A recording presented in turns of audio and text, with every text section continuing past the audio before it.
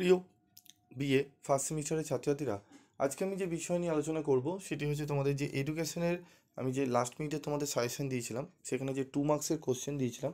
তোমরা অনেকেই রিকোয়েস্ট করেছো স্যার আমাদের 2 মার্কসের যে প্রশ্নগুলো দিয়েছিলেন তার সম্পূর্ণ উত্তরগুলো নিয়ে যদি আলোচনা করেন তাহলে খুবই উপকৃত হই। তো তোমাদের 2 মার্কসের সম্পূর্ণ উত্তর নিয়ে আলোচনা করব। আজকের এই ভিডিওটি অত্যন্ত গুরুত্বপূর্ণ হতে চলেছে যাদের এডুকেশনের জেনারেল পেপার রয়েছে। তো চলো আমরা কথা না বাড়িয়ে চলে আসি মূল আলোচনায়। তো এডুকেশন শব্দটির অর্থ কী, এই প্রশ্নটি দেওয়া হয়েছিল। তো এডুকেশন শব্দের অর্থ হলো অভ্যন্তরীণ সুপ্ত শক্তি বা গুণাবলীর বিকাশ, এটি লিখতে পারি। শিক্ষা ও যত্ন, education, education and care, educare, প্রতিপালন বা পরিচর্যা করা, তিনটেই তোমরা লিখতে পারো। তিনটে আমি তুলে ধরেছি, বিভিন্ন জায়গায় টেক্সট বইয়ে বিভিন্ন দেওয়া রয়েছে। তবে প্রতিপালন বা পরিচর্যা করা এটি কিন্তু তোমাদের টেক্সট বই রিলেটেড লাইন, তো এইটি লিখলেই বেশি তোমাদের ভালো হয়। তবে তিনটেই লিখলে তোমাদের কিন্তু অবশ্যই তোমরা ভালো নাম্বার তুলতে পারবে। অষ্টাঙ্গিক মার্গ, বৌদ্ধ ধর্মে মোক্ষ লাভের জন্য যে 8টি পদ বা নিয়ম অনুসরণ করতে হয় তাকে অষ্টাঙ্গিক মার্গ বলে। এগুলি হলো সম্যক দৃষ্টি, সম্যক সংকল্প, সম্যক বাক্য, সম্যক কর্ম, সম্যক জীবন, সম্যক প্রয়াস, সম্যক স্মৃতি ও সম্যক সমাধি। শিশুকেন্দ্রিক শিক্ষার জনককে রুশো। বংশগতি কী? বংশগতি হলো এমন একটি প্রক্রিয়া যার মাধ্যমে পিতামাতার বৈশিষ্ট্য বা গুণাবলী তাদের সন্তানদের মধ্যে স্থানান্তরিত হয়। এই বৈশিষ্ট্যগুলি জিন নামক ক্ষুদ্র ইউনিটের মাধ্যমে এক প্রজন্ম থেকে পরবর্তী প্রজন্মে স্থানান্তরিত হয়। যে কোনো দুই প্রকার সহ পাঠ্যক্রমিক কার্যাবলীর উদাহরণ দাও। সাংস্কৃতিক অনুষ্ঠান যেমন নাচ, গান, নাটক ইত্যাদি। ক্রীড়া প্রতিযোগিতা যেমন ফুটবল, ক্রিকেট, দৌড় ইত্যাদি। শিশুর বিকাশে পরিবেশের যে কোনো দুটি প্রভাব লেখো। সামাজিক বিকাশ, শিশুর চারপাশের সামাজিক পরিবেশ যেমন পরিবার, বন্ধু এবং সম্প্রদায় তার সামাজিক বিকাশে গুরুত্বপূর্ণ ভূমিকা পালন করে। মানসিক বিকাশ, শিশুর বুদ্ধিভিত্তিক এবং মানসিক বিকাশে পরিবেশের প্রভাব অপরিসীম। একটি উদ্দীপক এবং সহায়ক পরিবেশ শিশুর জ্ঞানীয় দক্ষতা এবং মানসিক স্বাস্থ্যকে উন্নত করতে পারে। যোগ দর্শনের প্রবক্তা কে? যোগ দর্শনের প্রবক্তা হলেন মহর্ষি পতঞ্জলি। তিনি যোগসূত্র নামক গ্রন্থে যোগ দর্শনের মূল নীতিগুলি লিপিবদ্ধ করেছেন। যোগ দর্শন হিন্দু দর্শনের 6টি প্রধান শাখার মধ্যে অন্যতম। প্রজেক্ট পদ্ধতির পর্যায়গুলি হলো পরিস্থিতি সৃষ্টি, প্রকল্প নির্বাচন, পরিকল্পনা গ্রহণ, পরিকল্পনা রূপায়ণ, মূল্যায়ন, প্রতিবেদন রচনা। ঠিক আছে, প্রজেক্ট পদ্ধতির বিভিন্ন স্তরগুলো এইটাও লিখতে পারো তোমরা। উদ্দেশ্য স্থাপন, পরিকল্পনা করা, কার্য সম্পাদন করা এবং বিচার বিশ্লেষণ করা। শিশুকেন্দ্রিক শিক্ষা কি? শিশুকেন্দ্রিক শিক্ষা হলো এমন একটি শিক্ষা ব্যবস্থা যেখানে শিক্ষার্থীর চাহিদা, আগ্রহ এবং ক্ষমতার ওপর গুরুত্ব দেওয়া হয়। এই ব্যবস্থায় শিক্ষক শিক্ষার্থীর পথ প্রদর্শক হিসাবে কাজ করেন এবং শিক্ষার্থী নিজে সক্রিয়ভাবে জ্ঞান অর্জন করে।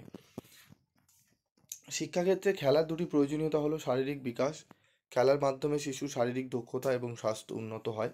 মানসিক বিকাশ, খেলা শিশুর মানসিক বিকাশ যেমন সমস্যা সমাধান এবং সৃজনশীলতা বৃদ্ধিতে সাহায্য করে।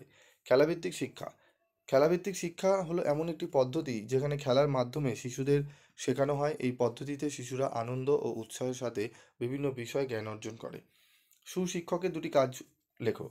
একজন সুশিক্ষকের দুটি কাজ হলো শিক্ষার্থীর অনুপ্রাণিত করা। একজন ভালো শিক্ষকের প্রধান কাজ হলো শিক্ষার্থীদের অনুপ্রাণিত করা যাতে তারা শিখতে আগ্রহী হয়।